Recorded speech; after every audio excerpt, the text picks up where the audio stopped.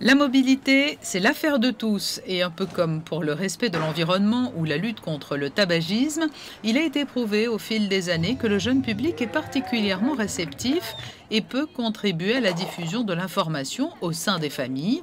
C'est la raison pour laquelle cette année, les organisateurs de la Semaine européenne de la mobilité ont décidé d'accroître l'offre d'ateliers proposés aux enfants à 2 pas des plages du Larvoto.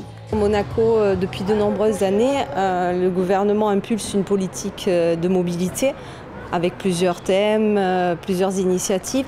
Et la mobilité propre, entre guillemets, durable, sur tous les plans est vraiment favorisée à Monaco. D'où cette initiative qui perdure de montrer au plus grand nombre que ces véhicules déjà progressent, parce qu'il y a beaucoup d'innovations. Les véhicules électriques d'il y a 10 ans ne sont plus du tout les mêmes. En termes de ville durable, Monaco aussi a des atouts et un fort intérêt à développer cette mobilité électrique, puisqu'il faut quand même rappeler, on l'oublie quelquefois, que le véhicule électrique, c'est pas de bruit et c'est aussi participer à une meilleure qualité de l'air.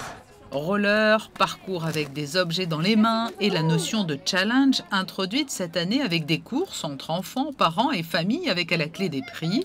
La sensibilisation est passée par le jeu grâce aux stands installés au Larvoto. La mobilité, je dirais que ça s'apprend dès le plus jeune âge, par apprendre à marcher. Ensuite, on passe à la draisienne, au vélo, etc. Donc là, ici, c'est notre objectif, apprendre aux enfants, finalement, ce qu'est la mobilité.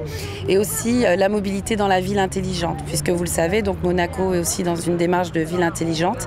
Et c'est le savoir vivre ensemble, c'est le respect des autres. Et voilà, c'est ce qu'on a voulu créer autour de cet événement. Des concessionnaires de véhicules électriques avaient également fait le déplacement pour présenter leur gamme.